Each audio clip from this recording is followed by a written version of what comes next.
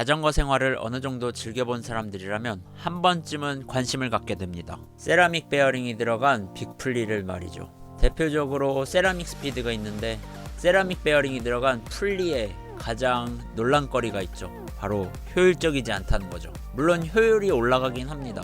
하지만 가격 대비 성능이 좋지 않습니다. 그리고 자칫 잘못하다가 자전거가 파손되는 경우도 있고요. 저 역시 세라믹 베어링이 들어간 플리에 관심이 많습니다. 그래서 알리에서 제품을 구매했습니다. 알리에서 제품을 구매해서 한 번씩 리뷰를 하고 있는데 역시나 마찬가지로 제품은 엉망입니다. 제품 설명을 읽어봐도 아무리 찾아봐도 규격에 대한 정보가 없었습니다. 그리고 세라믹 베어링이라고 하는데 그래서 직접 측정하고 가공하여 사용할 수 있게끔 만들어 보았습니다. 먼저 플리의 베어링 실드를 가공하였습니다. 두께가 다르기 때문에 먼저 얇게 갈아내는 작업을 하였고, 시마노 플리에는 들어가지 않는 심보, 와셔의 길이를 맞추기 위해 또 갈아냈습니다. 그리고 첫 번째 까라까라 세라믹 플리가 완성되었습니다. 까라까라 세라믹 플리. 까라까라 세라믹 플리 1호기는 텐션 플리로 사용하였고 어느 정도 완성도가 높았기 때문에 장기간 동안 사용했던 걸로 기억합니다. 사용하는 데는 큰 문제는 없었습니다. 하지만 중간중간 테스트 과정에서 이상한 점이 하나씩 발견되었고 확인해보니까 제가 제품의 가공을 잘못했더라고요. 까라까라 세라믹 플리. 시즌이 끝나가는 11월 중순이 지나가고 있습니다. 저도 시즌을 마무리하기 위해서 자전거 정비를 하나씩 시작하려고 합니다. 최근에 라이딩을 하면서 기어 변속에 문제가 생겨가지고 변속 문제를 해결할 겸 까라까라 세라믹 플리를 다시 재정비를 해보려고 합니다. 까라까라 세라믹 플리. 기어 정비에 앞서서 기존에 사용하고 있는 시마노 플리를 먼저 제거하고 누구나 다 갖고 있는 버니어 캘리퍼를 준비합니다. 그리고 사이즈를 측정합니다. 어떤 이유에선지 모르겠지만 시마노 플리는 정말 안 돌아갑니다. 듀라에이스 뒷드레일러에 들어가는 텐션 플리는 7.3mm 정도 측정되었습니다. 그리고 1년가량 잠자고 있던 까라까라 세라믹 플리 1호기를 꺼냅니다. 노란색 플리가 두 개가 있는데 앞서 보여드렸던 1호기 다음으로 제작된 까라까라 세라믹 플리 2호기입니다. 2호기는 1호기보다 결과물이 더 안 좋았습니다. 그래서 현재 만드는 건 3호기입니다. 다행히 가공을 하는데 필요한 실드가 한 세트가 더 있었기 때문에 자전거 정비의 가장 첫 번째 스타트를 끄는 것 같습니다. 시마노 플리의 폭이 7.3mm이기 때문에 그것보다 더 넓은 폭을 갖고 있는 실드를 찾아 작업을 준비하였습니다. 까라까라 세라믹 플리. 이제 실드를 본격적으로 갈기 시작하였습니다. 옆에 있는 탁상 그라인더를 사용해도 되는데 왜 사용하지 않느냐, 실드 한쪽 면만 1mm만 갈아내면 되는 상황이었습니다. 그리고 누구나 갖고 있는 에어 컴프레셔 탱크에 충전을 시켜줍니다. 누구나 학교 다닐 때 필통에 넣고 다니는 야스리를 꺼내 1mm만 갈아줍니다. 이 뭔 개소리야!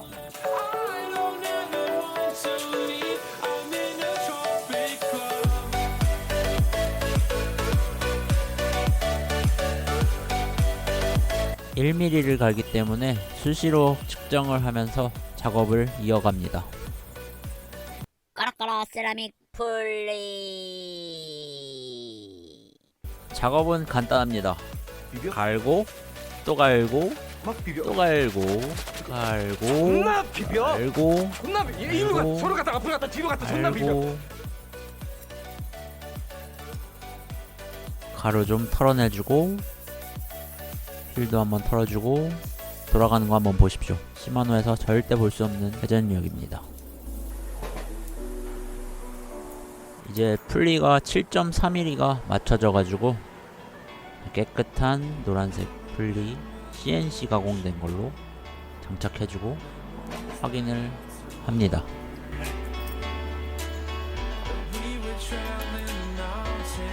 시마노 플리 역시 7.3mm고요.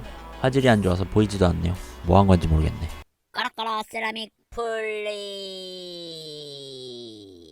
작업이 정말 단순해 보이는데 0.1mm를 맞추기 위해서 갈고 측정하고 반복을 20분 동안 했습니다. 그 과정에서 1mm를 깎아냈고 7.4mm를 맞추고 완성된 플리를 뒷드레일러, 가이드, 텐션 플리 위치에 올바르게 장착합니다. 생각보다 플리를 잡아주는 볼트가 강하게 조일 필요가 없는 것 같더라고요. 특정 토크가 얼마나 적게 들어가는지 모르겠는데 좀만 세게 조여도 가이드가 플리를 꽉 물어서 회전이 안 되더라고요. 그래서 조심히 조립해야 합니다. 많은 사람들이 저 부분에서 실수를 하지 않을까라는 생각도 듭니다. 힘들여서 조이면은 플리가 안 돌아갑니다. 그만큼 계속해서 힘손실이 나고 있는 상태로 라이딩을 하고 계실지도 모르는 거죠. 까라까라 세라믹 플리 장착이 완료되었고 이제 변속 문제를 잡습니다. 변속은 먼저 비텐션 볼트부터 한번 잡아보려고 합니다.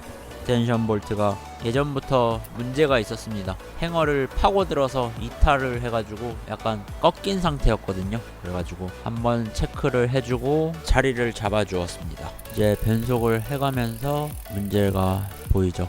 변속을 하고 있는데도 뒷드레일러가 안 내려가고 있죠. 멘붕이 왔습니다. 뭐가 문제일까? 이유는 대충 알고 있었는데 가장 가능성 있는 게 스프라켓의 문제거나 체인이 늘어났거나 아니면 행어가 휘었거나인데 지금 스프라켓 같은 경우에는 듀라에이스 2개랑 울테그라 하나를 조합해서 사용 중에 있고 그것도 가장 사용 안 한 부위만 조합한 거라 문제가 없었는데 체인도 바꾼 지 얼마 안 됐고요. 그래서 가장 가능성 있는 게 행어였습니다.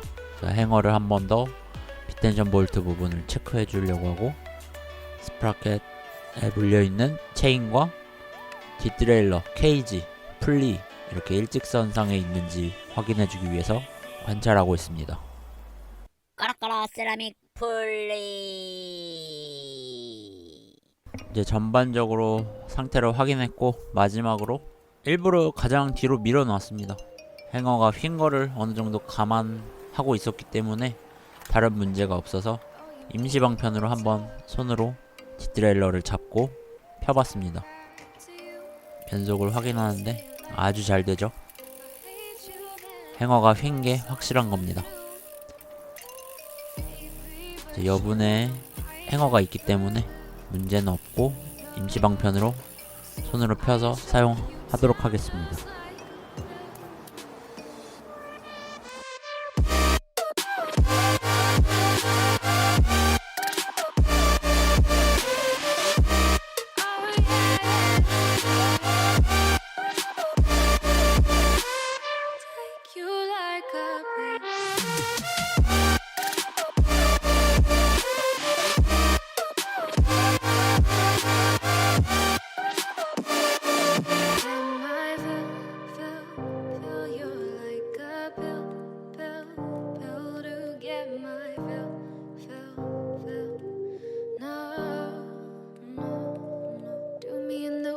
까라까라 세라믹 시험 운행도 해보고 변속 문제도 해결했고 다음 정비를 계획했던 것은 체인 수명이 얼만큼 남았나 체크하기 위해서 바이크랜드에 왔습니다. 상봉동에 있는 바이크랜드에 방문하였고 자주 방문하는 곳이었기 때문에 체인 체커를 빌려서 직접 체크해봅니다. 샵에 있는 장비를 사용한다는 것은 일반적으로는 용납될 수 없는 일입니다. 그래서 바이크랜드에서 촬영 협조를 구했고 장비를 빌려서 촬영을 하였습니다. 바이크랜드 같은 경우에는 저에게 있어서 단골 샵이기 때문에 제가 자전거를 어느 정도 손을 볼 수 있다는 것을 알고 계시기 때문에 많이 이해를 해주시고 도움을 주시고 계십니다. 따로 뒷광고는 아니고요. 광고가 들어왔으면 좋겠네요. 리뷰해드립니다.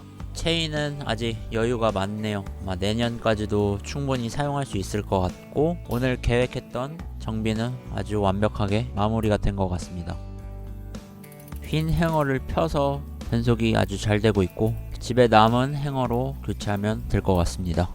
까라까라 세라믹 플리 3호 같은 경우에는 앞으로 이제 기존 1호 같은 경우에는 사용하면서 어느 정도 검증이 됐기 때문에 이제 3호 같은 경우에는 위험성을 갖지 않고 사용하게 될 것 같습니다. 1호 같은 경우에는 대회에서도 사용했기 때문에 3호 같은 경우에는 큰 문제 없이 사용할 수 있을 것 같습니다.